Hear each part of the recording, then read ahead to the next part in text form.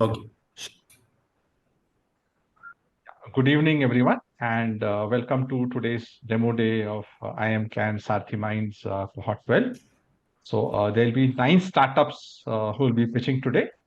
Some from this cohort, some invitee startups, and some from previous cohort who will be sharing about their startup. We've got a range of startups from uh, tech, SaaS type startups to food startups to it's a range of startups we'll be reviewing today to even EV/sustainability startups. Right? So the evaluators request to put your feedback after the startup pitch in their sheet. Try and put as much comments so that we can know why you rated a high or a low, right? Because we'll be collating all this and the comments and sharing it with the startup. So over to the first pitch of today, which is Rajat from HyLyt. Yeah, Rajat, you can share your screen and your time starts now. Thank you, Grish. Let me quickly share my screen. Let me know when you can see my screen. We can see your screen, Rajat. Yes. Okay, brilliant. Thank you. Good evening, everyone. My name is Rajat Singhania. I'm the founder and CEO of HyLyt by Sociorack. What is HyLyt? HyLyt is here to help increase your attention span by generating free time and preventing leakage of your sensitive information through its unified digital workspace. HyLyt is a patented smarter way to solve the everyday problem of information overload and control what people can do with your information. It's collaboration, note-taking, reminder, calendar, video conference, file management. All your productivity tools make up its strong foundation with additional innovations on top of it to help you save time and money, a true unified digital workspace. So let me tell you a bit about the team first. So like I said, I'm Rajat Singhania. I'm a first-generation entrepreneur with more than 32 years of experience. I've set up 6 businesses, sold 2 to my partners. 1 we had to close down. I still run 3 businesses. I've managed patient data security for more than 20 years, and I've got 2 patents issued in the US. My co-founder, Gop, is based in the US. He's an IT business leader. He's worked with 3 startups, had 1 successful exit. We have some very distinguished people on our advisory board, like Mr. Avtar Monga, ex-director Bank of America, more than 30 years. Mr. Oren Eliezer, ex-Israel Defense IT, US-based, more than 30 years experience. Mr. Jayesh Gadia, ex-business head Vodafone, more than 30 years, etc. On our team also, we have some very experienced people. We have Mr. Muthu Kumar, Chief Product Officer, more than 25 years in ICT, strategy, planning, delivery. Chirayu, Chief CTO, more than 12 years in technology. On the marketing side, we have Mr. Bharat Bafna with more than 20 years in selling innovative products. We have a new joinee, Mr. Hemant Jani, more than 15 years experience in GTM and product. He recently sold his own startup. So that's the team driving the product. Not besides the team and the advisory board, we have been recognized by the government. We are DIPP registered. We have received a government grant of 15 lakhs. We have ISO 27001 registered. HyLyt has won various awards. The most recent and impressive ones being NASSCOM SME Inspired 2023 and EDI Empresario Award 2023.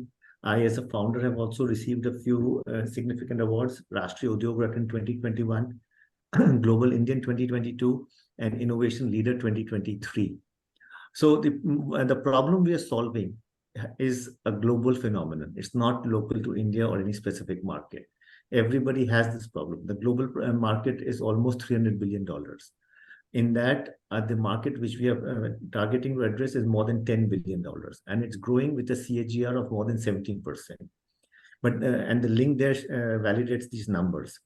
But the interesting thing to note is, out of this huge market, India is contributing less than 5%, although India has 1/3 of the global population. And this market is set to explode in the next 5 years. And that is itself is a huge opportunity for HyLyt to capture this market, besides capturing the market and the rest of the world. So what is our way forward? So we are already have some of these partnerships in place. We've already we have listed on Microsoft Marketplace. We are working out our GTM strategies with them. We have already had conversations with BlackBerry. We are recognized by Startup India. We are recognized by T-Hub. Kotra, that's the Korea Trade Promotion Council, recently invited us to Korea for exploring synergies in the technology space. We were shortlisted by Dell, and the list goes on and on. There are a lot of powerful partnerships which are in place, in conversation, or in the plans, and which will give us a significant leap in terms of market penetration. So now coming to what problem are we solving? Like I mentioned, today, one of the major problems we all live with is of attention span. We are dealing with too much information, and we as individuals receive a lot of information on multiple platforms, multiple devices. Not only that, when we send information to people, it results in data leakage because the person has the ability to send it to others. So it can end up in the wrong hands. Also, the huge amount of information becomes a huge distraction. When you go looking for some information, something else pops up to distract you. And the security breach is a huge issue because employees leaving can take data when they change jobs. So let me talk about a typical work day for any of us on this call. So let's say out of 100 mails you receive on any given day, probably you'll delete half of them. The rest will go to respective folders by the rules created or a manual push. But let's say there are 3 mails which are very important for you, and you will do something to highlight them. Maybe put a star on them, put it on a priority folder, or maybe save it on your desktop, the most commonly used options. Let's talk about a second platform, instant messaging or IM. Out of 200-300 messages received over maybe Slack, Teams, WhatsApp, etc., if there are 5 which are important for you, again, you'll do something to highlight them. Maybe a screenshot, a star, or copy paste. And this is happening on every platform we use. Studies show we use 8 to 10 products on any given day. And one common challenge across all these platforms is that they all have information and some of it is useful. Can you think of a simple way to save, organize, and manage all this information, which is useful for you, but sitting at different places today? That like I mentioned, our human, for the individual, the human attention span is down to 8.25 seconds, which is at a dangerously low level. And for the organization, 25% of the time is spent by all the stakeholders just to save, search, organize, and manage information. So there's a value for the individual and the organization. Not only that, more than 63% employees accept they carry job data when they change jobs. Now that's the number of people who accept. So we can understand and a huge concern for everyone. Moreover, there are privacy and data leakage concerns. Again, I have given links where all these figures can be validated. So presenting HyLyt, a one-stop tool for data management. Organize all your company's work in one single workplace. HyLyt works on top of all your apps and data to ensure efficient and secure collaboration, task and information management, and information privacy. Centralized control over who can use the data, how they can use it, and you can restrict it anytime. Increase productivity by reducing distraction and increasing attention span. We are HyLyt, a unified digital workspace, and we come to you with a definite, tangible deliverable. Save 6.5% or 30 minutes per day or 130 hours per person per year for year on year. That's the direct, tangible deliverable because we will work with your current products. We are a patented B2B SaaS solution. We help you with collaboration, information management, information privacy.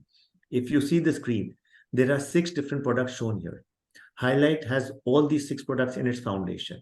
Now imagine the amount you'll pay for these 6 products versus paying only for HyLyt. But we are not asking you to change the products you're using today. HyLyt sits there on top of them and makes your investment in those products way more valuable and helps you get better return from them.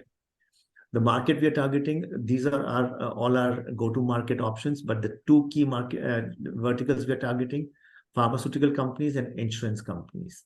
And these are growing at a healthy CAGR of more than 17%. So why HyLyt? So businesses which are not using HyLyt, what are the problems they deal with? Limited or no control over how their people use their business content. No single point solution for both communication and content management with all content on one screen. HyLyt can solve this. or they use WhatsApp and other non-regulated business collaboration platforms. HyLyt gives you a solution. Lead management, team management, etc., are on multiple different platforms and not one integrated platform.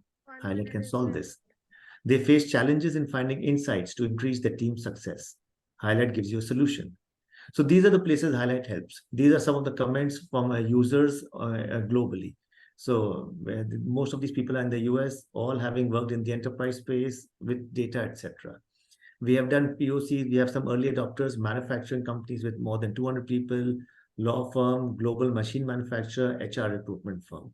So our journey has started. We are not at the start, and we are loved by the media. We have our articles published in more than 12 leading journals, and my articles on data privacy are published in half a dozen leading global platforms.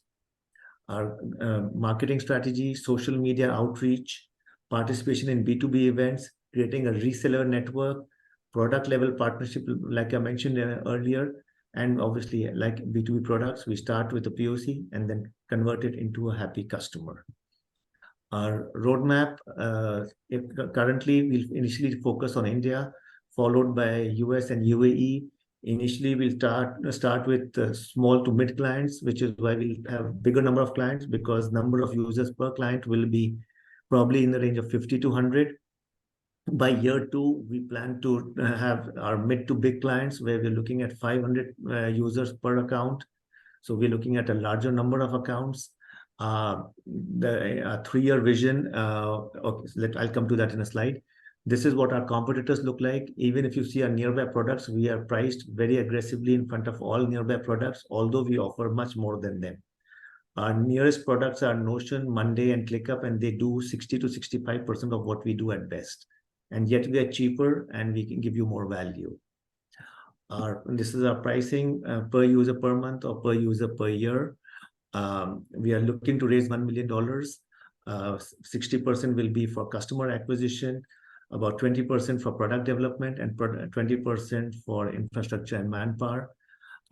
We will be PAT positive by 3rd year. We are targeting 500 plus clients with an average of 500 users each, 170 plus employees.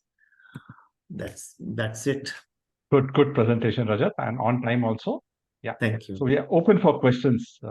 We are open for questions from the panelists. You can unmute yourself and ask the question. Go ahead. Rajat, hi, Raghu here. Hi, Raghu. So, I guess just a very quick question, and looking at, you're on the right slide, competitive advantages. I don't see Teams as a very active, what should I say, competitor for you. So any specific reason? Microsoft Teams?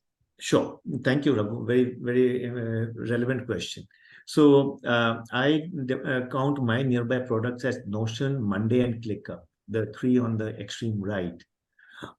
Teams and Slack are there because they are significant players in the enterprise space.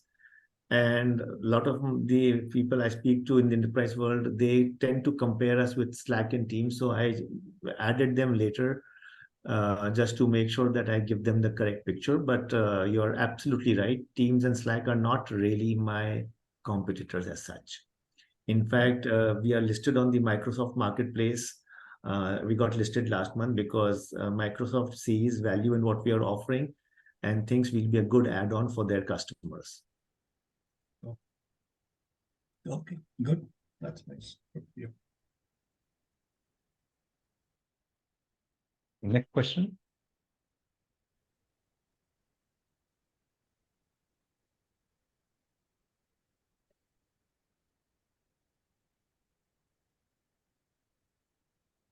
Anyone has any next question before we move to the next pitch?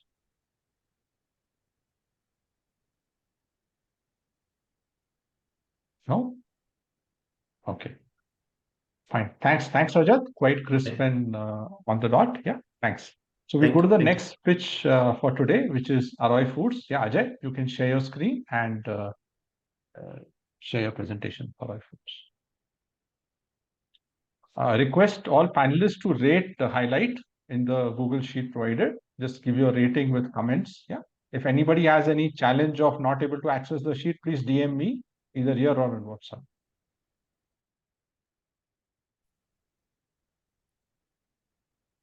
Let me know when you can see my screen. Yeah, we can see your screen, Ajay.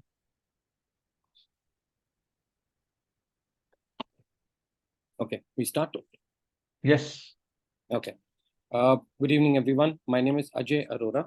I'm the co-founder and CEO of Arroy Foods. Arroy Foods has been in journey for the past 2.5 years.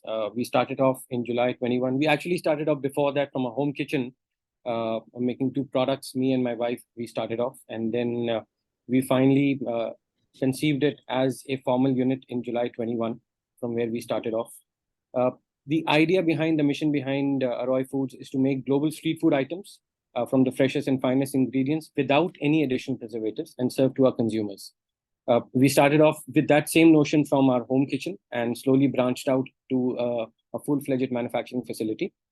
Today, as I speak, we have presence across Delhi, NCR, Sonipat, Chandigarh, and Jaipur, with 18 SKUs across 3 categories of Southeast Asian finger food. Till date, we have produced and shipped close to 1.5 million plus units with 0 rejection, and that is something I say with a lot of pride.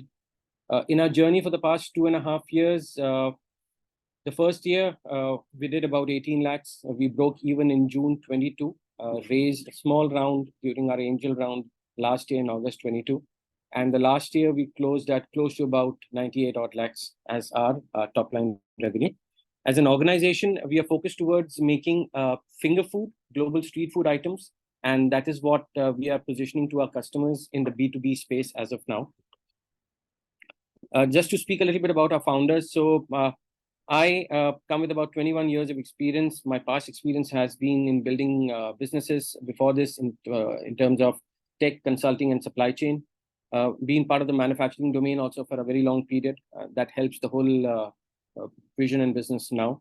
Done 2 startups before this. One got acquired. One we exited after 2 years of operations.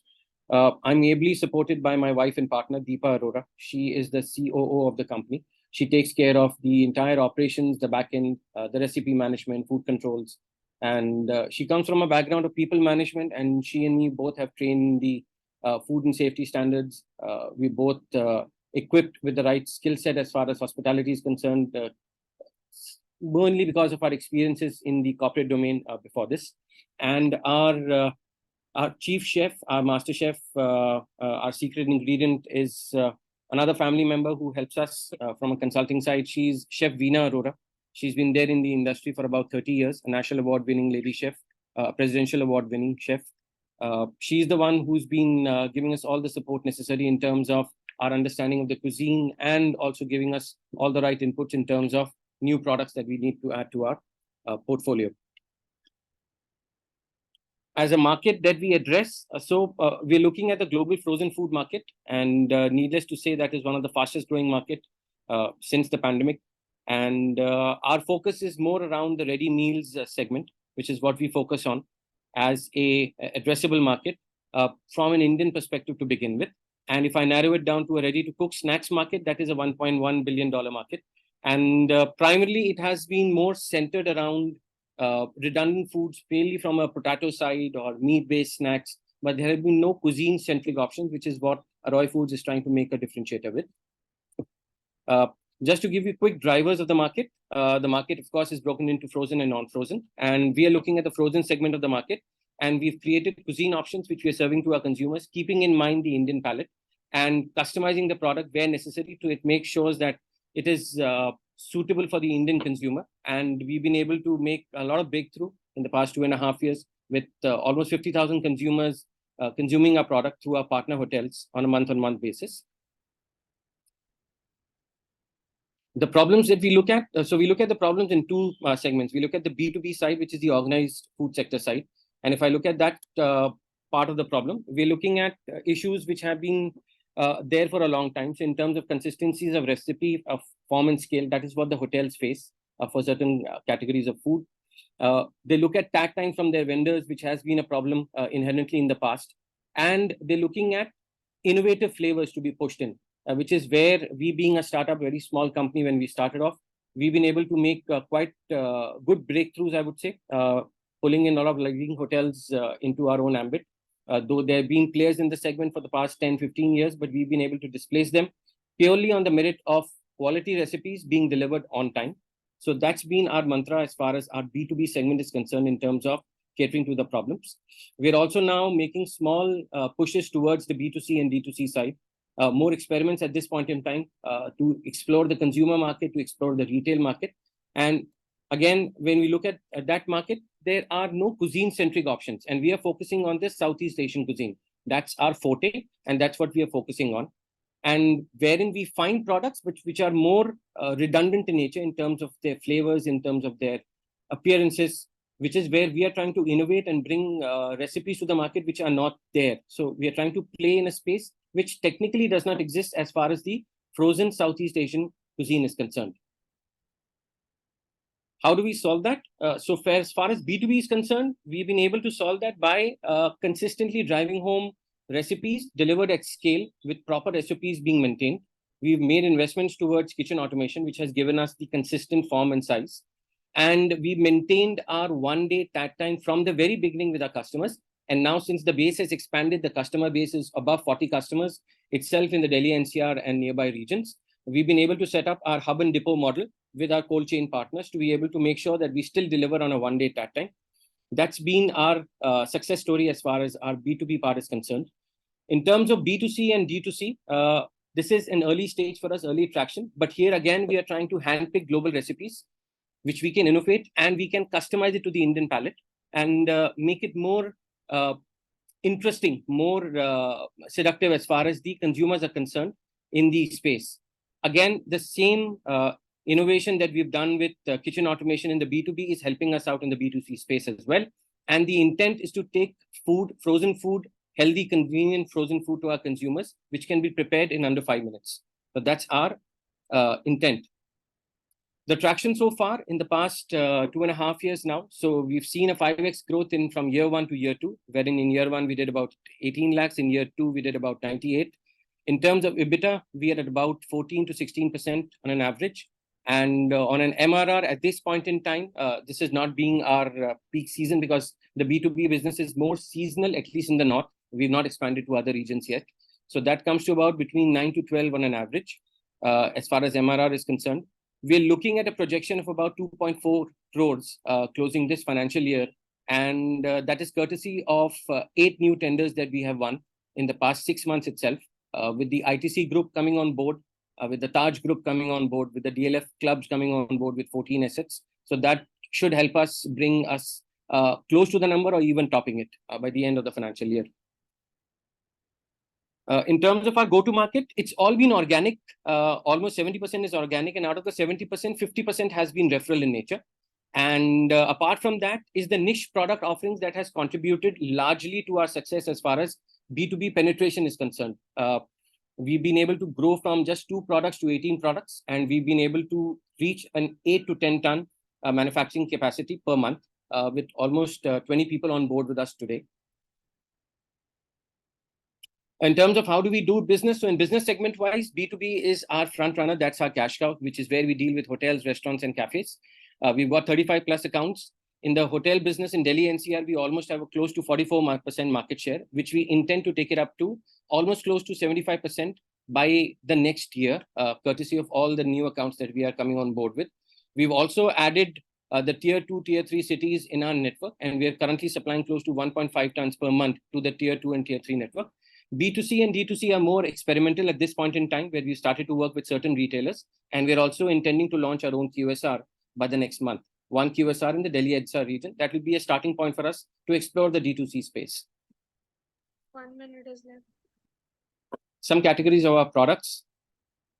In terms of roadmap, we've outlined our 6 quarters of roadmap, wherein we intend to add 6 new products in the next 2 quarters with 8 new hotels coming on board. Post that, we're adding our own R&D lab in the next year in the first quarter itself. And would be looking at adding 5 franchises as far as QSR is concerned to take our products directly to the consumers then in a hot serve format through our QSR. In terms of competition analysis, so we are not category specific, we are more hyper-local at this point in time. And our USP stand at no using of any additional preservatives for shelf life. And almost 50,000 consumers looking at our products, consuming our product month on month. Benchmarking, we are looking at benchmarking our competition against 5 parameters, which is recipes, consistency, TAT, new product. So we've outlined our competition in 2 categories, spring rolls and dim sums, which is our highest selling categories. So here, there are few which we compare at par with, but for most of them, we've been able to pip most of them in most of the accounts, which has given us that edge in B2B. As far as our ask is concerned, we're looking to raise 4 crores, which we intend to spend towards growing and scaling our B2B business and investing a bit towards experimenting with our B2C and D2C space. So we can build some traction for the next year, wherein we want to seriously then push the B2C and D2C agenda, following with the next round after this. So for the next seed round for 4 crores, we're intending to push the B2B agenda as much as possible and expanding beyond the Delhi NCR region and moving to the southern states, Maharashtra, Karnataka. Just a few names of our customers through the segment that we have at this point in time. So that's Arroy Foods. Every bite, we intend to bring you a story. That's us. Thanks, Thank you. Ajay. That was again crisp and on time and quite a nice presentation. Yeah, we're open for questions.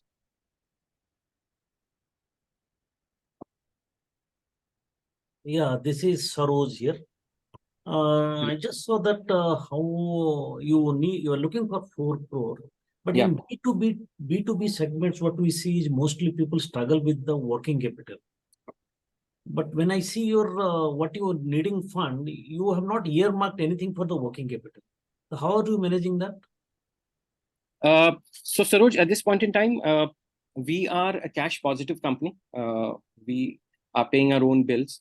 The intent of raising the fund as of now is to look at the growth part. So as far as our day-to-day working capital is concerned, it's been taken care of, though of course we'll be putting some amount to the working capital.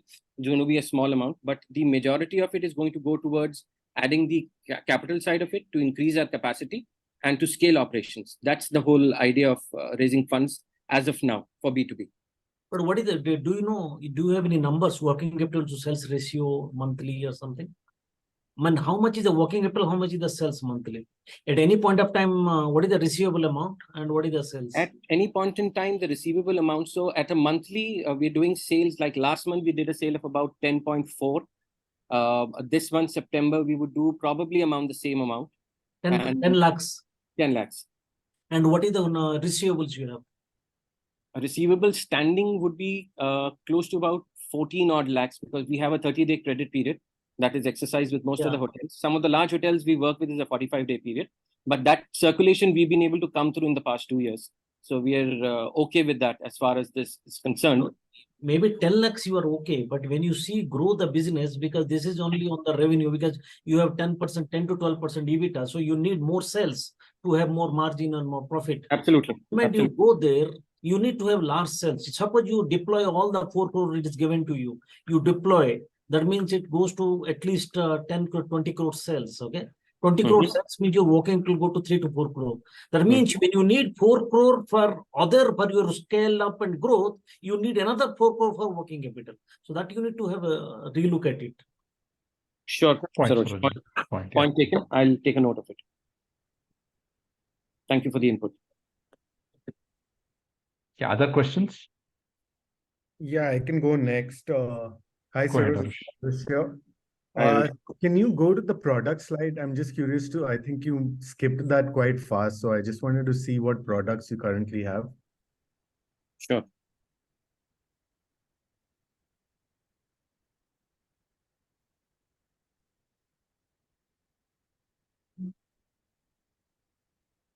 Okay, so are these all the products you have, or you have? No, we have more. We have more, but these are the 3 segments which are selling the fastest. The first 2 are the ones which are driving home the revenue as far as B2B is concerned. The exotics is something that we've opened up mainly for certain niche clubs that we're working with, like DLF Golf Course and all, where we are trying them out with our chefs. We're also working with certain clubs in Jaipur. So we are trying them out in terms of exotics is concerned. We're also looking at trying this out in the D2C variant as well. So we're looking at giving it to our retail consumers. So we're doing some level of marketing in terms of doing some bit in WhatsApp just to do trial and figure out what is going to be that ace product. So that is the exotics. Otherwise, the first two are ones that bring home the larger revenue. We've also launched some kebabs with the help of our experts coming in from Lucknow. But again, that is not something which is a major revenue driver. That is more something we're looking at, again, creating a niche for ourselves in the exotic space. But Okay. Okay, and you mentioned that you were going to add 6 new products, right? yes, yes. And what are these products that you're planning, and how do you like figure out which products to prioritize? And So it's actually a very good question. So in terms of the exotics category is what we are trying to add 2 new products there. And we are trying to add 2 to our spring rolls and 2 to our dim sums. Now, the way we've been able to do it is that we consistently do trials and keep on coming out with new products and keep on sending the samples to our consumers, our current base of customers. And we kind of wait for the feedback, depending upon who's liking it, what's working, what's not working, where is the demand, is the chef really interested in it or not. So based on that, we come out with products. So it is something that we cook up and then we try and give it to our community of customers and take a feedback. So recently we launched a spring roll, which is almost 50 grams of spring roll. So about just 20 pieces in a kilo. That has your Hakka noodles stuffed inside it, spicy Hakka noodles stuffed inside it. Now, that's not something that was being done, at least for the hotels. It's something which is more locally available with those thick maida sheets that are there. So we looked at it and say, can we do that with our crispy sheets? So we did that, send it to a bunch of customers. We've got good responses from Radisson, from Country Inn, from 2 clubs in Sonipat. We've got it from our distributors. So we're thinking of doing 2 batches in the next week and then sending it out and then see how the response goes. So it's based on that we keep on coming up with new products. And it's a consistent flow for us. So it's not something that we do ad hoc. Every month we are doing trials for at least 3-4 new items, seeing what works, what doesn't work. Because we need to have more recipes up our pipeline. That's what we keep on experimenting with. and what's the shelf life of these products? Shelf life tested by FSSAI, and because we're using Blast for every product, we've got 2 Blast freezers with us. So shelf life is there for 9 months. We're looking for the next 3 months certification again from FSSAI to stamp 12 months on it. But How till does that now, compare with competitors? how's that compared with competitors? So only a few large players have the Blast technology. Most of them are fragmented hyperlocal players who do not play much in the segment. They're more focused around the unorganized sector, which is where they give out their products. The organized B2B space, not too many competition. There's not too much of competition. They're more focused around retail. So players like Prasuma, Handi and all, they have B2B offerings, but it's not their serious part of the business. It's just another add-on for them. This is our major chunk. So courtesy of that focus and our products, we've been able to displace them, though they're much, much larger than us. Yeah, I have to stop here. Yeah, okay. Thanks, Ajay. Yeah, thanks for the answer. Thanks, Arush. We go to the next pitch for today, which is Midoffice Data. Over to you, Ramki and Rahul. Thank you, sir. Gentlemen, very, very good afternoon. My name is Ramki from Midoffice Data. Let me see how to get this. Yeah, we can see your screen, Ramki. Yeah. Thank you so very much. So who are we? So we are a domain-led data products company. We are an early stage startup who are building plug and play products, leveraging our domain and intellectual capital. So a very quick introduction to what we are setting out to do. Our goal is to enable organizations enterprises to be more competitive by leveraging functions that are currently under pressure. The scope of what we are setting out to do initially is start on customer service operations, procurement operations, and finance operations. Our product is, or what we are going out to market, is a suite which is based on a data platform, leveraging the latest advancements in both the data part of the world, the generative AI part of the world, and collaboration. Our end goal is to enhance effectiveness, drive profitable growth, and enable customer loyalty by focusing on functions that have been in the mid and back office space and haven't received as much attention so far. So a very quick view of the founders. We've been working together for the last 4 or 5 years. All of us have been in the business for more than 15 years. I've been around for the last 30 years. Each of us brings in a domain that we are specialists in. So I'm a chartered accountant. I've worked on manufacturing. I've worked on supply chain. I've worked on FP&A. Rahul Parikh, our CEO and CTO, is an expert on customer service, has worked on data technologies for the last 15 plus years. And Rahul Parashar, again, is a chartered accountant who's worked on digital transformation, primarily focused on ERP and enabling data. So where do we stand now? And I'll come to the problem in a moment. We are an early stage startup. Over the last 4 months, we have established partnerships. We commenced the development. We are on track to deliver the MVP before the end of October. We have 2 ramp-up clients where the MSAs are redlined and we have signed them up. These are Fortune 100 companies, Robert Bosch and Cerebrus Capital. And on the innovation part of the world, on the recognition part of the world, we have been recognized by NVIDIA's GenAI as an Inception Elite startup. AWS, Amazon Web Services, has funded us in terms of product licensing. And Fivetran, which is one of the largest integration companies in the world, is certifying us as powered by Fivetran. In addition to this, we are filed for trademark and patent for what we are setting out to do. So let me very quickly come to the problem, and this will resonate to people who are, since we are targeting mid and large enterprises, this will resonate with people who actually worked in those kind of things. If you think of an organization, it is an agglomeration of aggregation of multiple functions, and I represented this departmentally just to give a perspective of how many functions work together to deliver on an outcome. And when you think about each of those functions, this is just a finance view. Any person who's worked in a large enterprise will understand this kind of diagram. So within all those functions, each of these functions has got multiple systems. And these are not just one system or multiple systems, but there are also multiple instances of the same system that float around. And these are caused by legacy, regulatory, M&A, acquisition, etc. Now, given this complexity, we expect each of these functions to play together and deliver outcomes seamlessly. Now, the question is, if everybody speaks a different language, how do you play as a team? And that is a problem statement. Effectively, what happens is we try to figure out how can we use mid-office and back-office technology to create the advantage so that people can, so that enterprises don't have to struggle with information. A CFO doesn't have to struggle with, what is going to be my cash flow at the end of the month. CEO doesn't have to figure out how are they going to land up in their EBIT at the end of the quarter. And while there were systems that are addressing this, each of these became more complex, and now business models are changing. The agility is restricted.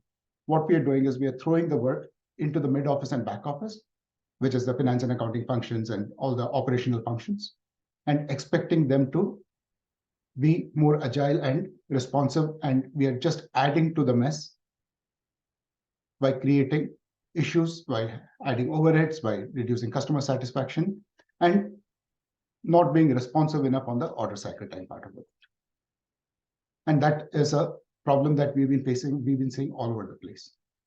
So what did we do as we went into this? So one of the things is we've been solving for this over the last many years by putting in point solutions, by putting in bespoke solutions, putting in consulting engagements, and addressing the situation for each of the companies. And we've done it, like the team that you see over here has done it for over 40 clients, but each of that was a bespoke solution running into 2 years, 3 years, and tens of millions of dollars. So our question was, how can we make this repeatable? How can we make this short cycle? And how can we make this move in a way that you don't have to spend years together and only large enterprises can get it? So our thought process was, how do we bring in a plug-and-play solution? It is extensible, it is priced to buy, and you can drive the outcomes within weeks, not years. So what we did was we used the latest advancements. And why now? The question about why now. There are technologies that have evolved. That is the data lakehouse technology and generative AI. So our product is built on generative AI, which disintermediates the need for long tail technology. There is a self-coding mechanism. It goes and gets the data from your source systems. It could be your finance systems, it could be your ERP systems, CRM systems, SCM systems. And irrespective of the kinds of systems, like you might have SAP, Oracle, Infor, Microsoft Dynamics, it harmonizes it. And that is our secret sauce. The data platform is our secret sauce where we harmonize it. And then we embed it with intelligence on top of it, with metrics that matter. I'll come to it in a moment. And we use it to share the information with not just internally for your insights, but also with your external partners, drive automation, and therefore reduce overheads, increase your responsiveness, give you a visibility of the cash flow, and overall drive competitive advantage by focusing on the mid-office and back-office functions. What is our IP? Over the last 8 to 10 years, what we've been doing is we've been building the harmonization schemas, irrespective of where your data resides, for the functions that we are focusing on, where we got the domain expertise. We build the harmonization schema across industries, across functions, and brought it to a standardized level. And this is our IP. We not only harmonize it, but we also help you in reconciliation, identify anomalies, go in and create the segregation of duties and SOX compliances and GDPR compliances. All of that is embedded in the harmonization schema in the data platform. I mentioned metrics that matter. What we don't focus on is giving you a days of sales outstanding. We will flag potential disputes in your AR, which will affect your outstandings, and also recommend resolution paths. We don't want to stop with currency translation. We want to actually go beyond, and we are providing you the gaps in your hedging. We want to make FP&A a continuous process. We want to give a chief revenue officer the ability to go across the entire spectrum and get a customer 360 and predict where they will land at the end of the month, at the end of the quarter. So our value proposition is to simplify data, amplify intelligence, and elevate collaboration. We are pricing the product to buy. We want to become ubiquitous. We want every mid and large size enterprise. 1 minute is left. Thank you. We want every mid-size and large enterprise to go in. So we have priced it to buy at a level, and we're using the network effect to grow. Our go-to-market approach, fairly simple. We want to work with the alliances, and we benchmarked ourselves against the competition. We are not entering or disrupting a segment. We are creating an accretive segment on top of what is happening. And our focus is mid to large enterprises in the manufacturing and services segment. Net, we have a line of sight of $1.2 million this year, and we are early stage. We don't want to expand too fast this year. But what we are looking at is becoming a $50 million enterprise over the next 3 years. We got a roadmap, and we are on track to meeting our targets at this point of time. And we got a 3-year roadmap where we keep expanding on the product. And finally, we come to the investment ask. We are looking at about $2.5 million that we will need. And this is towards ramping up the operations and bringing in more expertise. I'll stop over here and. Yeah. Thanks, Ramki. Good presentation and short. And I really love what you're doing here. So open for questions. So, thank you, Ramki. It's a very wonderful presentation. Picture perfect. And now, obviously, your presentation says that complicated until you see and you are solving it. So my question is, your target is the large enterprises. So now the whole large enterprises is not that solving the problem through their SAP and business warehousing and all top of it, and they have the dashboard, and that's what they're doing it today, now. Let me come to it in a moment. I'll just share the screen with you again, and we'll go from there. So give me one moment, please. So every large enterprise, right? And when I talk about large enterprise, it is not just large, it is mid to large. If you look at their ecosystem, this is how their ecosystem looks. Take We can't see your screen. We can't see your screen. Yeah, now we can see it. Yeah. So 95% of the Fortune 1000 companies have got a minimum of, have got an average of 5 ERPs, each of these companies. You go and acquire a company, you inherit their ERP, and you spend 2 to 3 years trying to get that into your ecosystem. Yes. And by the time you do that, you are carving out another company. And gentlemen, I went through your LinkedIn profiles. A few of you have been CEOs and CFOs of the company. You must be facing exactly the same issue. Yes. And add to this the compliance hassle of it. You want an auditor to go and look at your data, your intercompany doesn't work, you are shipping products from one plant to another, and there is massive amount of reconciliation challenges and the whole 9 yards. Sorry, I don't want to overwhelm the answer. Yes, Sanjay, go ahead. Ramki, just curious, firstly, wonderful presentation. What is the exit plan or value creation plan? So our exit plan, and I'll let our CEO Rahul Parikh answer that in a moment. For us, it is about building something that we want to run for the next 10 years. For us, the value creation will come in from an IPO that we are targeting 3 or 4 years from now. Having said that, we already have outreaches from companies. I don't know whether you heard of a company called Snowflake. And then we got outreaches from company trying to figure out how they can invest in us, which we are not very keen on because we'll get married to a single technology. And our commitment is to solve for technology debt. Did I answer the question or did I go all over the place? Yes, you did. Thank you. Thanks, Ramki. Yeah, we can go to the next presentation. I know time is short. Some people may have more questions, but I'm trying to keep time also. The startups are available for future interaction if anyone wants to dwell deeper into any particular startup. So I'm your single point for reaching out. Yeah. So over to OneDrop, Shrikant and Manar, you can share about OneDrop. Yeah.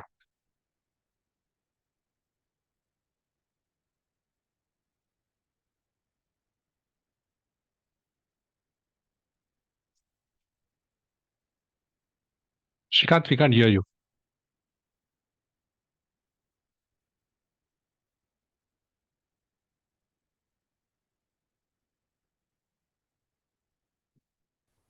Are you able to see my screen? Sorry. Yeah, we were able to see your screen, Shrikant. You can go to your presentation now. We can hear you. Yeah. Good evening, all. My name is Shrikant. I'm the co-founder of Turmeric Nutraceuticals. I have with me Manar Mannan, who is the founder. We present to you Turmeric Nutraceuticals. The brand name by what we sell is OneDrop Wellness, and our purpose is improving consumer health through better and daily nutrition.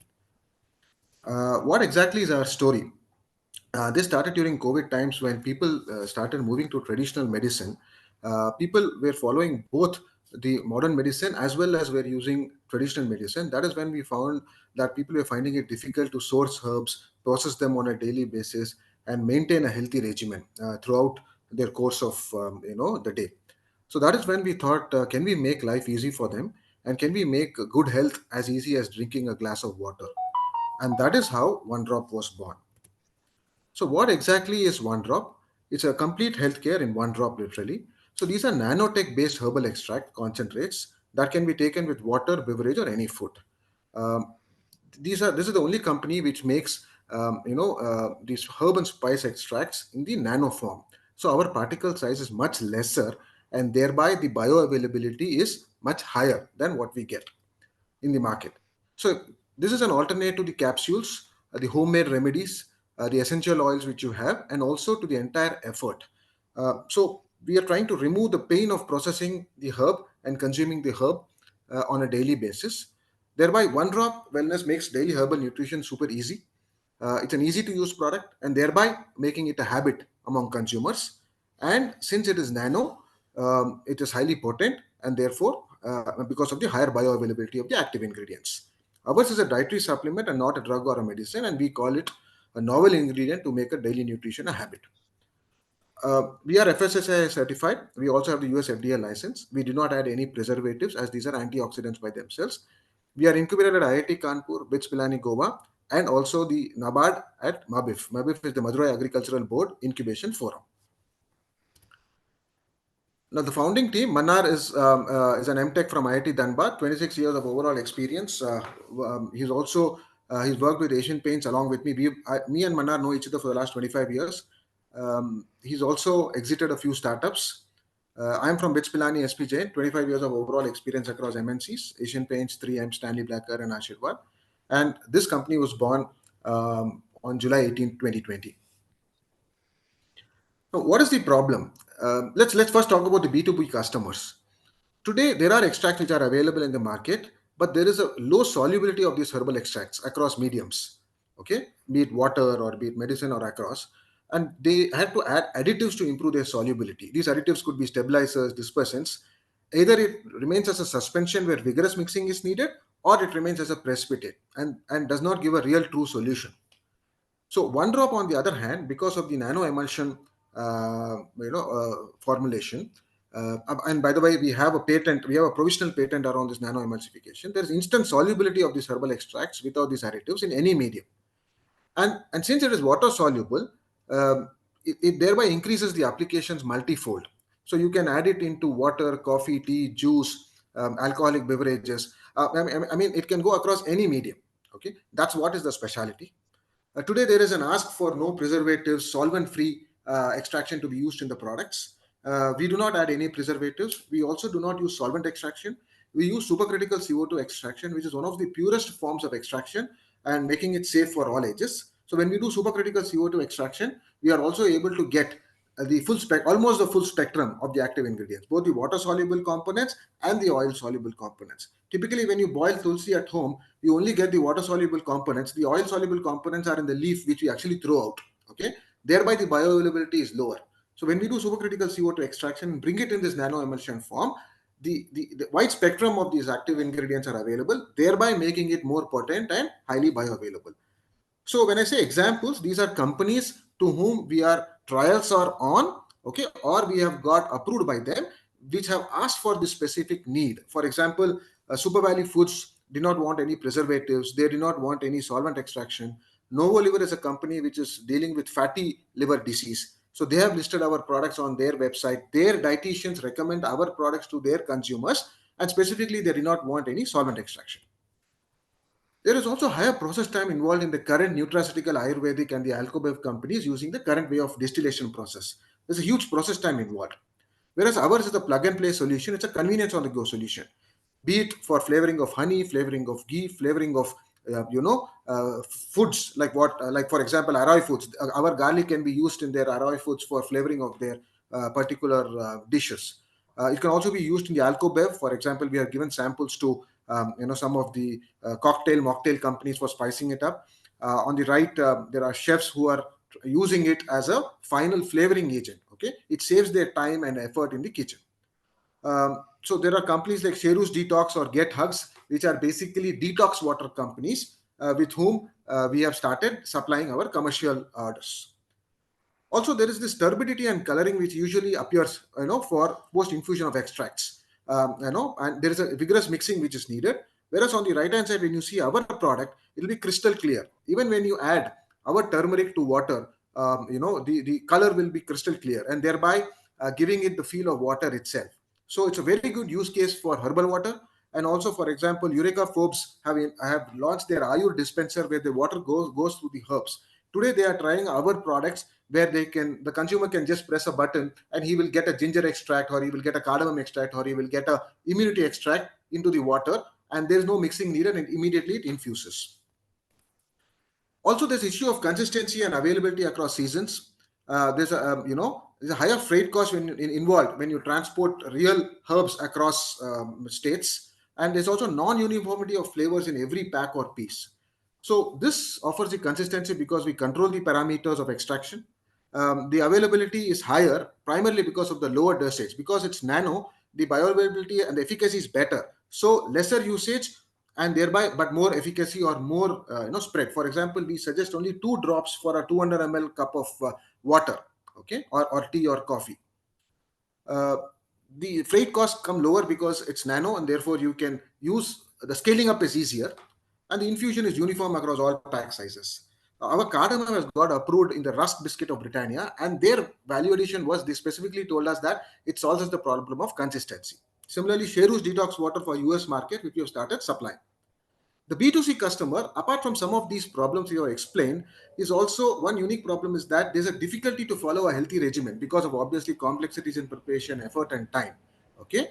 Whereas OneDrop is something which will now solve this problem in terms of consumption and maintaining this healthy regimen on a daily basis. Even for travel, he can just take these extracts and go and add it to whatever drink and make it instantly healthy. Why do you think we will win? Basically, what is available in the market are oils where the absorption is much lesser, but when you convert it to a nano form, the particle size is lower and therefore absorption is much better. The process wise, these are herbs getting converted into essential extracts, and these extracts are converted into a nano emulsion at our own facility in Madurai, around which we have the provisional patent. So the core technology is retained in-house, the IP is protected. We've got 8 women employees who are there in our Madurai facility. We have a capability and capacity to produce 60 liters per day. And we have invested close to around 30 lakhs of assets, and there is space available for modular expansion and scale up. So the benefits, as I told you, there's no color or turbidity, there's no stirring or mixing required, there's no refrigeration. This belongs to a kitchen cabinet and not into the refrigerator. There are no preservatives. We can adjust the flavor or aroma based on the customer requirement. The shelf life is close to 18 months, and there's no reduction of this flavor or aroma over time. Now, how do we know it's nano? We have done tests at CMAP, which is the Center for Medicinal and Aromatic Plants in Lucknow, and BITS, showing the nanoparticle size, which is from 200 to 700 nanometers. So we have a capability to produce around 30 individual herbs, whereas we are focusing on some hero products, which is what I have listed down there. So some 1 minute marketing is collateral left. on how to use is as easy. Okay. So this is our feedback from export customer, where today we are servicing an order of $210K.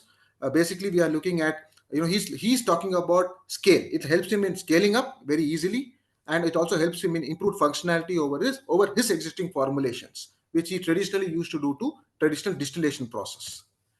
So some of the competitive landscape, there is competition available in the form of synthite or plant lipids, but these are primarily steam distillates without the oil content or simple emulsions of essential oils.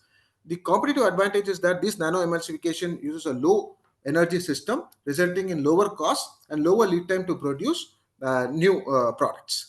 So something on the bioavailability, if you see, the homemade is around 4 ppm. For example, eugenol, which is an active ingredient in tulsi, is around 4 ppm. In a popular brand, it's around 18 ppm, whereas OneDrop wellness is close to around 3,400 ppm. And that is why I say the bioavailability is higher. So in terms of market, there's a significant market which exists for this nutraceutical space across the lifestyle disease management or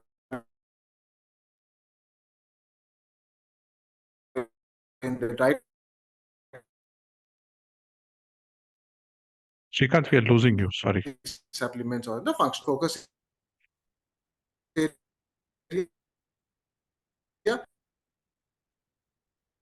I think your network is weak. Across so we are losing nutraceutical, you. Ayurvedic, D2C side will just be present to work with around 2,000 dietitians or nutritionists, thereby improving visibility.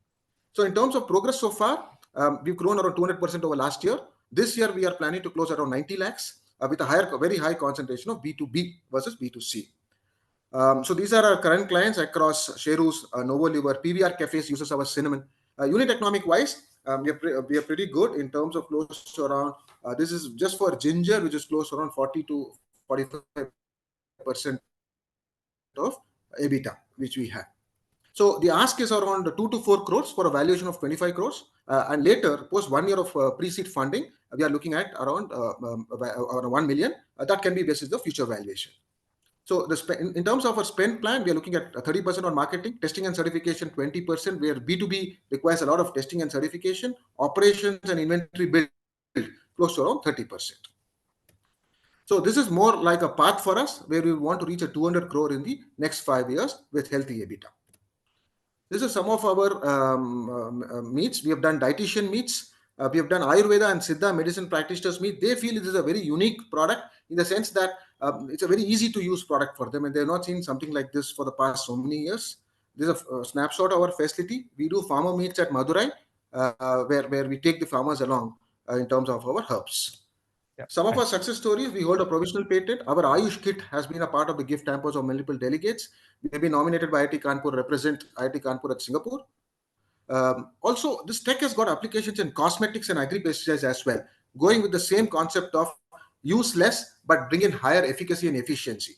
So we can do this for reducing the environmental impact, bring in sustainability when we do nano pesticides or nano agricides.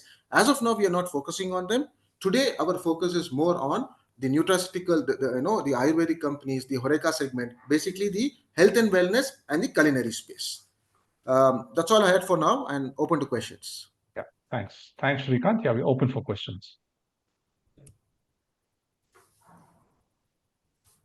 I can go first. Go ahead, Arush. Yeah. So you mentioned, hi Shrikant, how are you? I'm fine, Arush. You mentioned that you were raising 3 to 4 crores, right? That's right. Now, and I'm just curious, like like how long would that capital last, and what's the milestone you can achieve with it? See, our estimate of 3 to 4 crores is close to around 2 years. Okay, and what do you expect will be the outcome of that investment, like in terms of revenue, customers? See, so in terms of revenue, today with minimal, so for example, we have got, let us say today this detox water customer who is a 1 crore customer, one purchase order, right? This is something whom we met in a food ingredient expo. Okay, so and this has taken us, so we would want to generate multiple of these guys, right, to participation in food expos, participation in spend it on B2B marketing, right?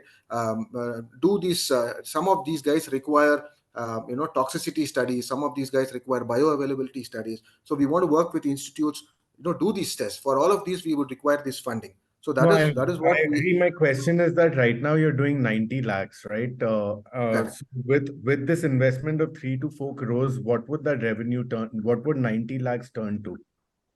See, my estimate is around, I would probably pick it somewhere around 10 to 15 crores is what is my, around 15 crores is what is my estimate. Okay. And the way you'll achieve is how you already explained through these and stuff. For us, export is a very big opportunity, Arush. I think if you, and these are very healthy bottom line or very, good bottom line kind of products. So there's good potential outside, which we really want to tap. And for this, we have to engage with consultants. We have to engage with specific markets, specific nutraceutical companies. And that's where we need to invest in business development, basically. And what is... Yeah, Arush, actually, sorry to interrupt, but let others also get a chance. If nobody has a question, you can continue. Yeah, okay, no problem. Yeah. Anyone else has a question?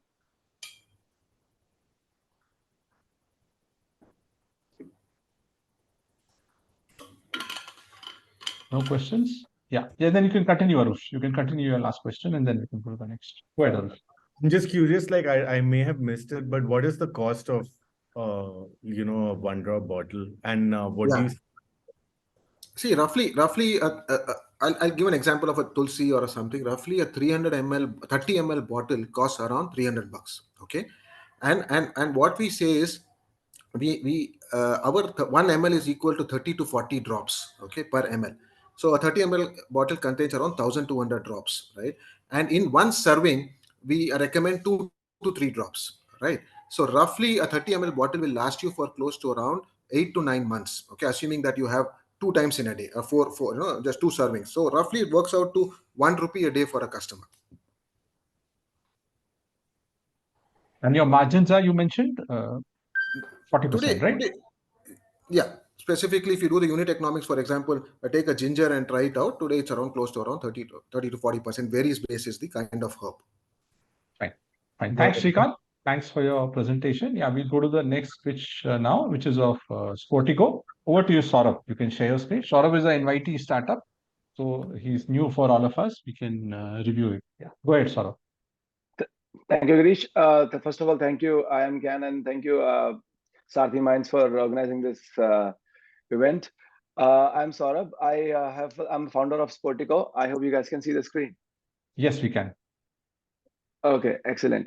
So as we are all familiar with the world of stock market and trading, but there is no such concept of stock market trading in the world of sports. So we feel that the lacuna in the field of betting is that it's right now hinging only on one event with the fixed payout, but that doesn't happen in stock market, right? We all know that stock market, we are not just betting on one event of a stock company. We are actually betting for a longer term performance. So similarly, there should be some platform like this in the world of sports, which is right now missing. As we know that betting is hinging on just one event, and that too with a fixed payout. But that also doesn't happen in stock market. While the problem with fantasy sports is that it's just like a lottery, and there's no action once the match actually starts for the user. So we have a similar like a future like a concept, just like we have in stock market. We only ask users to deposit the margin amount, which is pretty much combating the new GST regime, which has come up. So the user only needs to pay 1/5 of the amount and is able to take a position on a 5 times price of a player, which is giving him an opportunity to double his money in a very, very fast time. So it could be really addictive because, as we know, that stock market prices of player will be changing. So what you're essentially buying a player stock is the expected points that he will earn in a tournament. Now, this number is an expectation and it will keep changing with every time that the player is playing in the game. We are already live in India. We are also launching in America with a slightly different format. The company is incorporated in Canada. We have a subsidiary in India, which is already live since IPL for past 5 months. The product in US will be like a fantasy trading contest where users will be coming with a deposit of merely $10, and they'll get some 10,000 chips to trade during a game. And this 3-hour window, if you trade and if you're the best trader, then you can go home with a $10,000 kind of a sum, which is 1,000 types returns in just 3 hours. It's like a contest. This is the market for US. We can always discuss them later.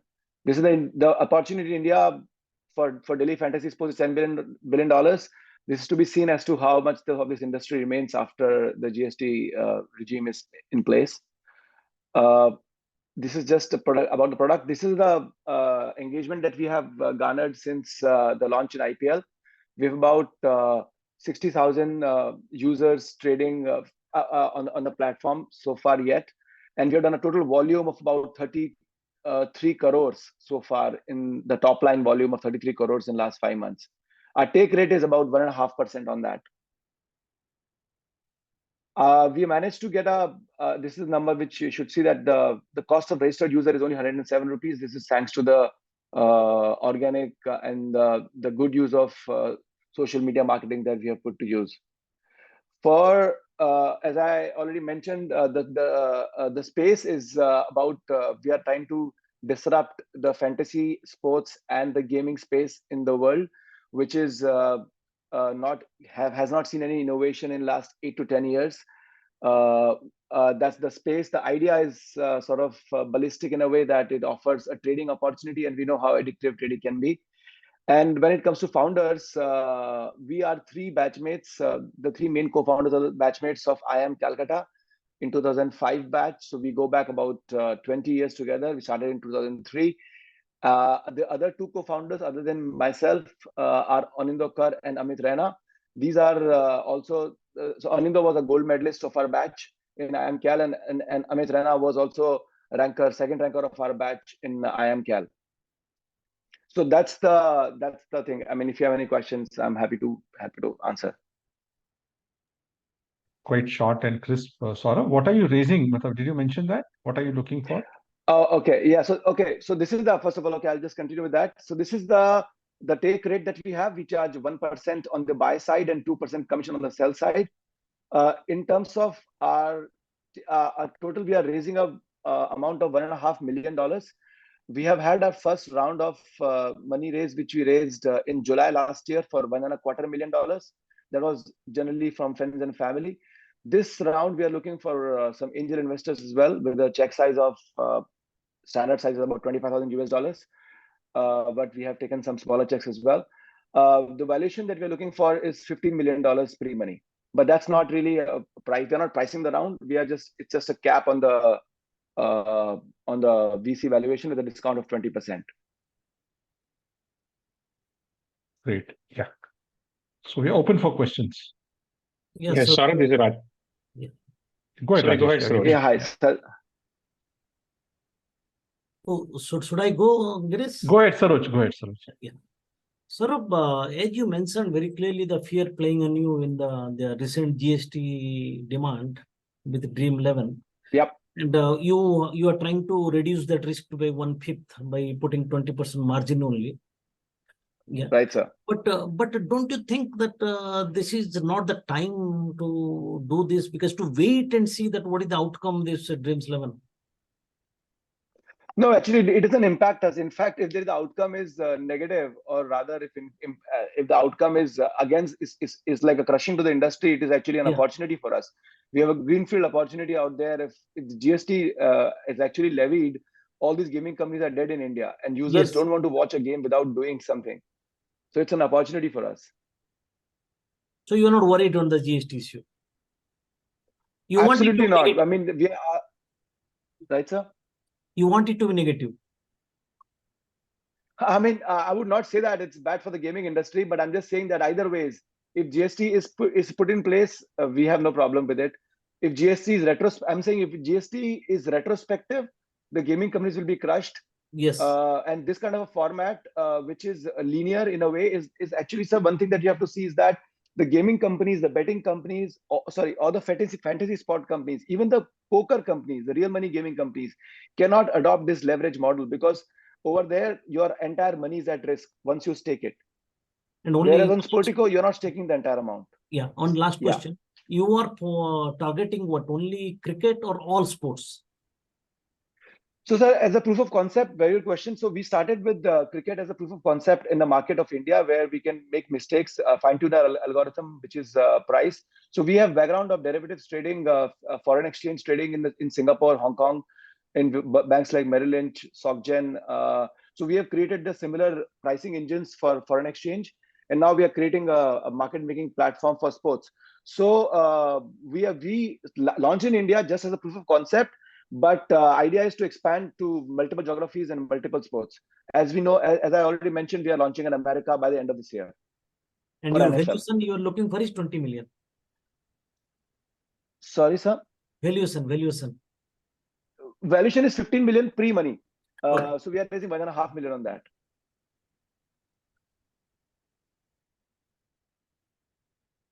Yeah, Rajesh, you can go ahead with your question.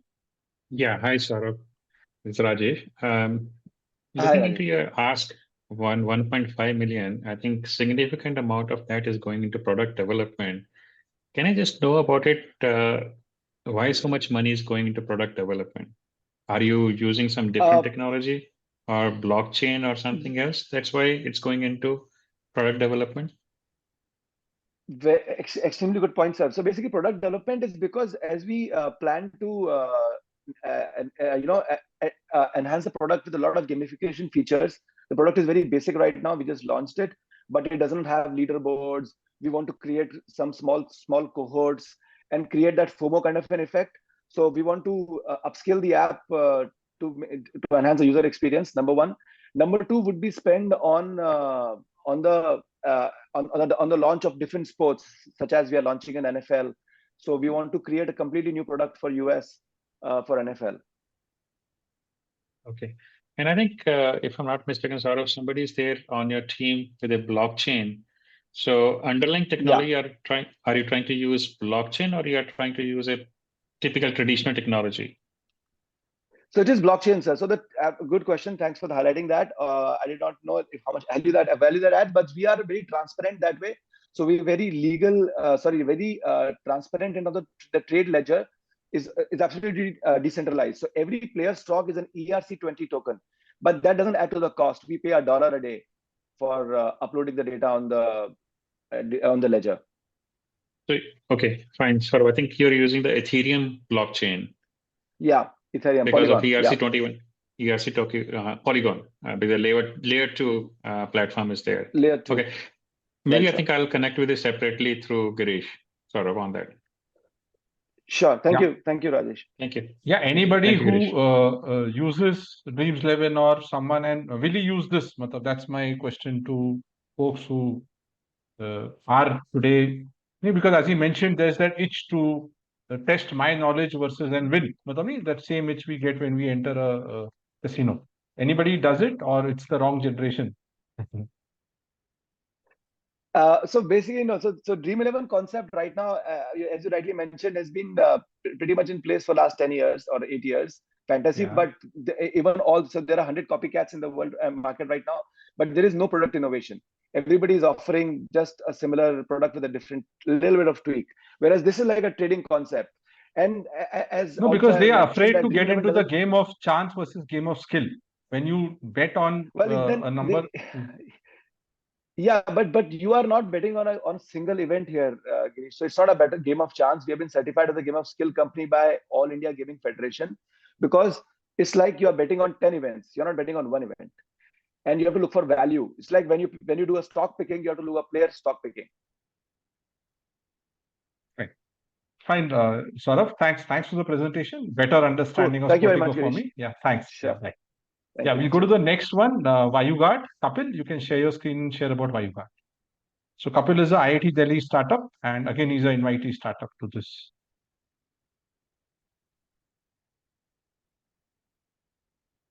Kapil, you're there? Yeah. Hi, sir. Very good afternoon. Very good evening to everyone. So let me share my screen with you. Go ahead, Kapil. Request panelists to rate the startup in the sheets, because we'll be analyzing the scores tomorrow. So, and do put comments, because otherwise especially when you are scoring low or high, do put the comments request, and including Ria and Team Sarthy. Go ahead. Yeah, I hope my screen is visible, sir. Yes, Kapil.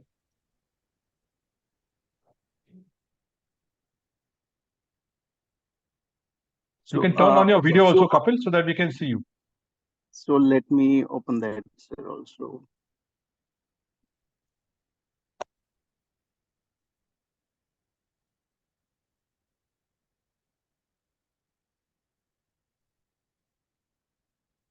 Actually, I'm sitting in a car, so maybe my. Okay, fine. You can turn it off. Then, if bandwidth is an issue, you can turn it off. No issues. Go ahead, Kapil. You can turn it off. Right. Bandwidth is also showing red. You can turn it off. Go ahead. Hope it is full screen, sir. Kapil. Yes, Kapil. It is full screen.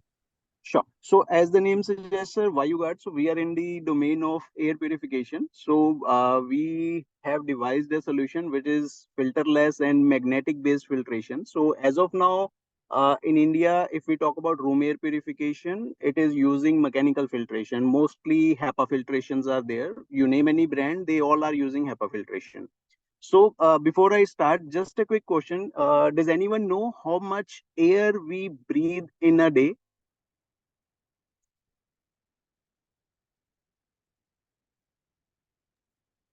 At least I don't know. Okay, so without Googling, I'll just answer because someone Google it out. So it's a 22,000 liters a day for an adult person, the air we intake. So if we compare it with the water hardly 3 to 8 liters, depending on person to person intake. So it is 3 to 8 liters, but the air we breathe in, that is 22,000 liters in a day, 24 hours. So you can imagine the impact of air we breathe. So this is our mission. So we are trying to bring the cost to affordable conditions for everyone, so that everybody can have a purified air, which is the birthright of every human being. So our vision is to be a global leader or global player in the air purification market. So this is the data as per the WHO and lab organization. There are plenty of fatal and non-fatal diseases. I just highlighted 10 out of that. And the impact of air pollution, there are 7 million deaths annually, inclusion of indoor and outdoor. So these are the numbers of indoor air pollution responsible for deaths in a year, and the ambient air. So these are the problem statements. So as I explained earlier, the filtration used for room air purification is only the HEPA filtration. You name any brand, Philips, Honeywell, XYZ, there are plenty of them. So the challenges with that is a use and throw type filtration. And if we have to do surface disinfection or to treat the living organism or microbiology, we need to put additional technologies into that. So our solution is capable of that. This is the active and passive combination solution with zero, or you can say minimal recurring cost. So our filtrations are washable, though they are electronic, but it can be washable. So these are the limitations of HEPA. There are plenty of research publications available in the public domain. The HEPA cannot treat the microorganisms. Moreover, the microbes can they can be developed on the surface of the HEPA filtration, and that can lead to HEPA can be source of pollution itself. Until unless there's no integration of UVGI or any other active air purification, but on the other side, there will be a microbial growth on the surface of the HEPA where the dust particulate matter or any pollutant will be addressed to the surface of that filter. So this is our technology. It's a combination of active and passive. And although we do have Indian patent granted with us, so patent has already been granted for that technology. So first 3 layers are of the passive air purification, and the 4, 5, 6 is of the active air purification, which do the sanitization and treat the microorganism within the air itself. So these are the two segments. So one is the central HVAC system, where nowadays maximum of the commercial buildings are with the centralized HVAC system. So our technology can be integrated with the any HVAC system. So the second one is for the room air purifier. For that, we just got SISF grant also via BM Munjal University. So the product development of that patented one is already going in. So most probably we'll be launching nearby Diwali. So this is the market size as of now globally. So 31 million market is there, and most of that is APAC. So if we talk about the APAC or Indian market, so it is about 1000 CR market, and we are targeting just for the 3-4 years. So targeting 85 to 90 CR as of now for the 3-4 years. These are our direct and indirect competitors. When we say direct competitors, so those are the room air purifier companies like Daikin, Philips, Honeywell. There are plenty of them. And indirect, so those are with the centralized air conditioning system. There are ESPs, electrostatic precipitators are there, Honeywell, Trion, and a few more companies are there. And for the chemical filtration or for the central systems, there are Camphil and American Air Filters are there. But if we talk about the room air purification, so in our segment and in our technology, no one is there. But yes, in affordability and in the performance analytics, plenty of companies are there. In terms of washable filtration, none of the players are there. So these are the plenty of advantages of using our technology. It is having minimal recurring. That is just because of the UV LEDs. The UV which we are using, that is of LED based and has a 5 times longer life in comparison to the quartz tube or any mercury based tube of UVGIs. And there's no need to buy any other technology to do the surface disinfection. For example, if you are using any sprays for a room, that is again a chemical aerosols load we are inculcating. So if we are using a car air purifier, that is again aerosol. So they are just doing the over masking. They are not doing the treatment. So they just over masking the existing fumes or existing fall smells. So yes, it has a lower pressure drop. It will give the energy saving on the central HVAC systems. It will treat the microorganism contaminations also. And it will enhance the cooling or heating efficiency in the central HVAC system because the coils will remain clean and the ducts will remain clean. So there is a lesser chances of sick building syndromes. And moreover, if any office or building is going for the certifications like well standards or green pro certifications or IGBC green building certification, so there are point systems for that. So our filtration category is central HVAC system is MERV 15, so minimum efficiency rating value. So this is our business model. As of now, we are generating business from the contractor, HVAC contractor itself, and the PWD. So this is our ask, that is 3.5 CR, and we are revenue making. We started last year, and last year we started our billing in the month of November, and last year revenues are 9.29 lakhs, and this year our targets are 4.92. Out of that, 2.8 CR commitments has already been received. This is the clientele which we have served in last year only. So this is our team. So Parvinder, she's taking care of the admin and backend part. So I taking care of technical part, and Mr. Avinash is there who's taking care of marketing. And one advisor we have tied up with. He's a basically technology partner with DRDO, and he himself committed to us for this financial year that he'll be giving a business for approximately 1.8 CR alone himself. So we are incubated with FITT, IIT New Delhi, and IIM Lucknow's Noida Center, and BM Unjal University. So any questions I would love to answer, sir. Presentation, Kapil. My question Thank you, was, you are selling to AC manufacturers, or like, is it a median product, or is it a B2C product? Okay, sir. It's as of now, sir, our target is B2B only. So the segment is for buildings. Like, for example, they have central HVAC systems, and the cabins where they are using cassette ACs or high wall units where there's no central HVAC system. For them, there's a standalone unit. And for B2C market, we are not directly jumping into that, because that will consume plenty of the budgets for brand making and brand building. So we have planned for technology transfer to the existing players who are using HEPA-based filtration. So we have already in touch with 3 players. One is the American Air Filter itself. So they told us to come up when we are ready with our product. So they will align us with their R&D team, and once they approved us, so there will be a licensing or technology transfer will happen. So you have a patent? Yes, we do have Indian patents, sir. Okay. Fine. Great, Kapil. Yeah, we're open for questions. Hi, Kapil. Just a quick one on unit economics. What is the customer lifetime value?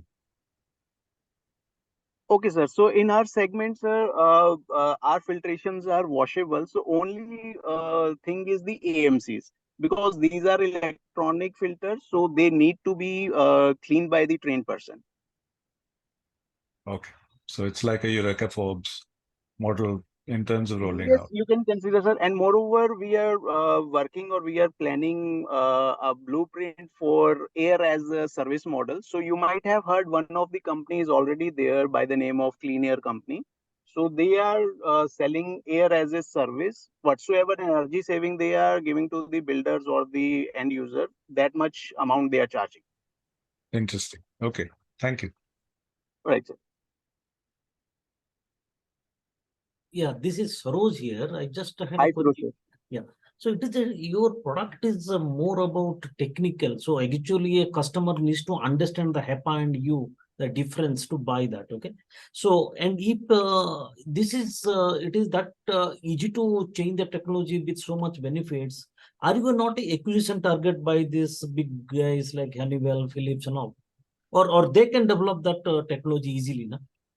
So Honeywell is using some metallic-based ESP filtrations, and they are setting up manufacturing unit also in India. But if you see in European countries, for indoor air quality specifically, ESPs are banned because they have some byproducts. There are Hyde family, aldehyde, formaldehyde, acetaldehyde. 7 parameters are there. Apart from that, ozone formation is there.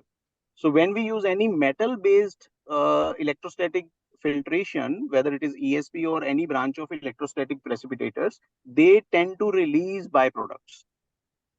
No, I understand the difference. I'm not saying that completely different, but you can be easily targeted by these big players, or they will develop the technology. That threat is very high with you. For that's why, sir, we have patent. But then you will be acquired. Then you will be bought over by them.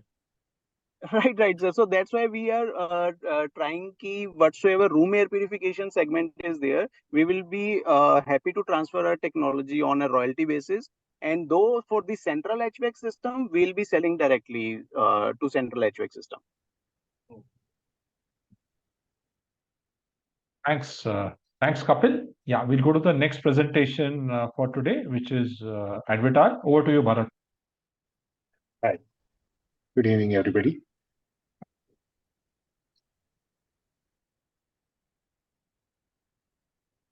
Yeah, it's visible. Yes, Bharat, it is visible. Hi. Good evening, everybody. This is Bharat Chandra from Advital Nutrition LLP. Advital Nutrition LLP is a company where we vision to deliver nutrition in a fun and holistic way. Under Advital Nutrition LLP, we have a B2B business where we are manufacturing food ingredients for the food manufacturing companies.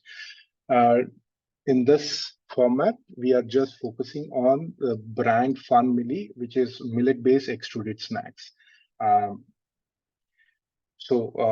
Advital Nutrition, I'm the founder with BTech in Dairy Technology and MSc Food Technology from CFTRI. And co-founder is my father actually, Basulingappa. He's a retired general manager from BSNL. So as an Indian consumer, if you want to choose a snack to eat, you usually choose whether it's made from a natural ingredients. So predominantly, the choice is made for the snacks, which is prepared from natural ingredients. Then comes the nutrition or the flavor or the calorie content. Whereas if you look into the kids section or say Gen Z section, it's predominantly the flavor part. The choice is made by the flavor. Calorie content is something which is in the bottom of the mind, or never in the mind actually. So if you consider the same thing in terms of a savory snack market in India, organized and unorganized, about 56%, above 56% is organized and unorganized is 43%.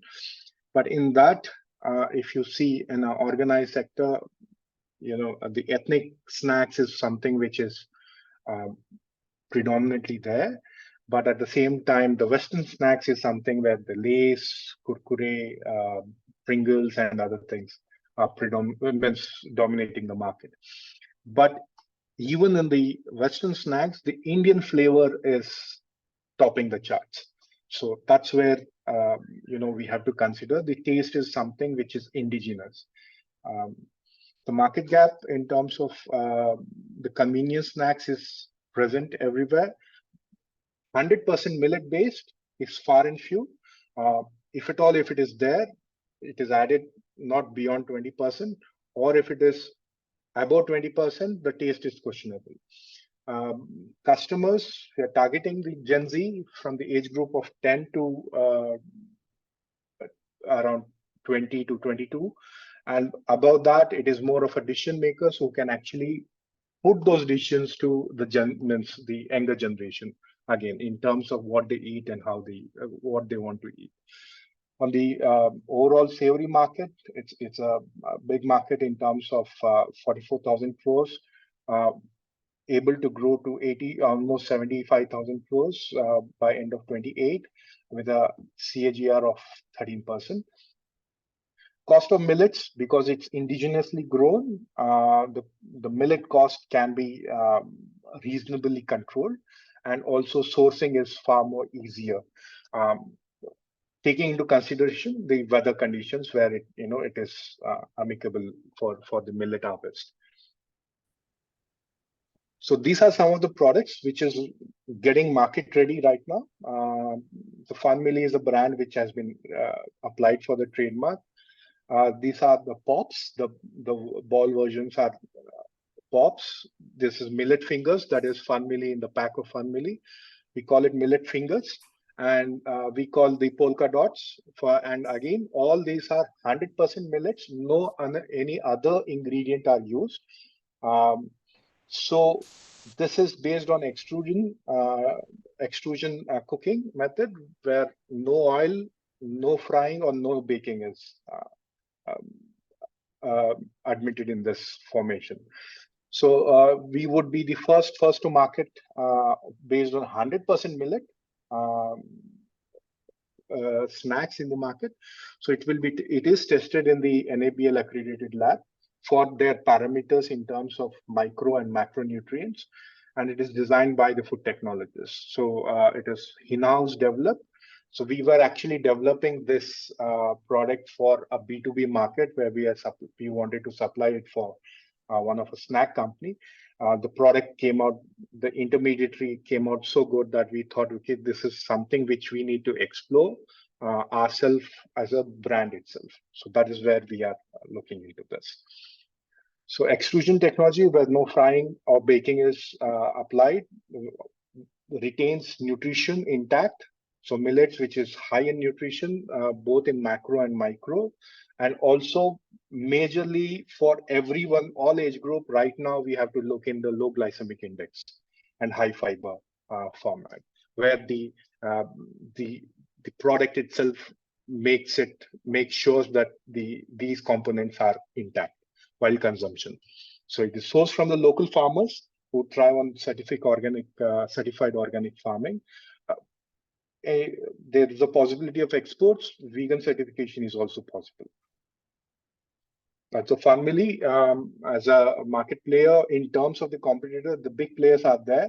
Though the ethnic players or the regional players like MTR, Haldiram, Mayas, Haldiram is a national player, Balaji's and Pratap Snacks, these guys are, though certain amount of regionalization is there, but their vast presence in terms of the distribution network is pan-India. So they are, in a sense, they are certain kind of a market leaders. But at the same time, if you go towards the Western snacks, there are PepsiCo, that is in the Lay's, Doritos, or Cornitos, and 2Yum, those guys are there. But majorly, if you're looking into that, the extrusion and kurkure is also one form of extrusion, but it also has other ingredients as a product. So family will be developed 100% millets. So there is no other ingredient which will be added to it. So it will be millets and seasonings along with 1 or 2% of oil. So the oil will be, so on the pack, it will be 98 to 96% oil free. So that is what we will be putting it across. It will be tasty. We will be targeting the conventional Indian taste, which will be ethnic, and it will be regional specific, and also the pan-Indian formulations of the seasonings, which we are looking into. We have done our production prototype. We have gathered the feedback. I used to sell these packs, around 20 packs a day. Further, we thought we need to, now we have certain kind of a feedback. Now we need to pick up the product and run in the market. Hence, I got into Sarthy also. And at the same time, I was scouting to get in few co-founders for this. We will be taking in few co-founders in terms of their operational, on the outlook towards the market in terms of the operational and the sales. So those things, those co-founders will be coming in a month or so. So in terms of flavors, all the flavors are ready to launch. So we are working on the packaging. So once the co-founders comes in, we will be going for, again, it will be in the private limited format, and then we will be launching entirely together. So our target is by September next year, we should be present in all the tier A cities, at least in 1,500 to 2,000 outlets, in the retail outlets. That's our target, which we are working on. Online. 1 minute is left. Yeah, online institutional and distribution is something which we will be looking into. As a packaging design, we are working on the nitrogen-filled kilo pouches. Shelf life will be 6 months declared. Prices will be a single serve of 20 grams is 20 rupees. A party pack of 70 grams is 50 rupees. So that's what we are working on. Yeah. So on our ask, we are still working on. So once we have worked on the private limited, then actually I can give a good picture on that.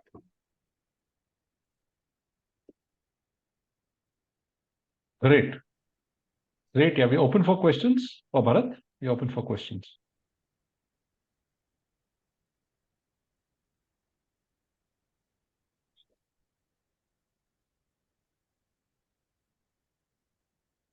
No one, there is only one suggestion that if you are, because India, this is migration from LLP to a private limited company is always a challenge. I think if you have a product roadmap and you are going to manufacturing and also co-founder coming and also fundraising and so many activities are there, you make prioritize to make it private limited company, then you do any other activity. It's challenging. Yeah, the co-founders which are coming will be putting up a new entity, not under this entity. There will be no migration from this. The product development things will be transferred to that company with certain cost on the product development. Yeah, better you do all activities there. Yes, so all the operational in terms of the sales, manufacturing, and the promotion will be done on that platform. This will be majorly on a product development support. Advital Nutrition will be a product development support. That will be in-house only, which will be me. The production and the product development is control, means it's the duty or the responsibility of mine. The other co-founders which will be coming in, they are the front end in terms of taking the product into the market. No, you're not understood. It is anyway. It is most complicated. You cannot keep anything there, otherwise investment will be a challenge. No, not in the LLP. Everything will be on the private limited. Bharat, just a quick suggestion for you. There's maybe you've already considered it. So millets, of course, have become very much like a designer health food, and there's huge demand with specific groups with specific health issues, etc. Try and think of it like that also, if you haven't already done so. You'll find a very positive response, and they are less price sensitive than perhaps other consumer groups. Yes, sir. So on this platform, actually on a B2B segment, we have millet milk. So we extract milk out of millet enzymatically, and we are making powder of it. So it is used for the dairy replacers and also the bakery application and other things. We also use it for enzyme applied or hydrolyzed flour for easy digestion and other things. And because of the enzyme hydrolysis, the nutrients is easily absorbed in the body. So that is majorly on a B2B segment. We are working on certain hospitals on a post-operative care. Sure. And the whole thing about, people with cancer, etc., they don't tolerate gluten, etc. I mean, you know the lot, right? Yes, so sir. Yes. You know what I'm getting. Yes. So that we have it, but that's the entirely separate business which I'm already doing it. This is something which we are excited as a brand, which we want to take it up. Fantastic. Thank you. Great. Thanks, Bharat. And no more questions. Actually, the next presenter has a network issue, it seems. So he's not joined. We'll just wait for 30 seconds to 60 seconds. Ria is trying him. Ria, you can update us here only once you get a confirmation. So I've tried calling me, he's not picking up, so I think fine. So thanks everyone. That's the end of demo day today, and thanks to all the panelists for rating all the startups. It was really interactive, and happy to see next level startups having global impact possibility from India. So that's my only overall comment. And food was the theme and tech was the theme of this cohort.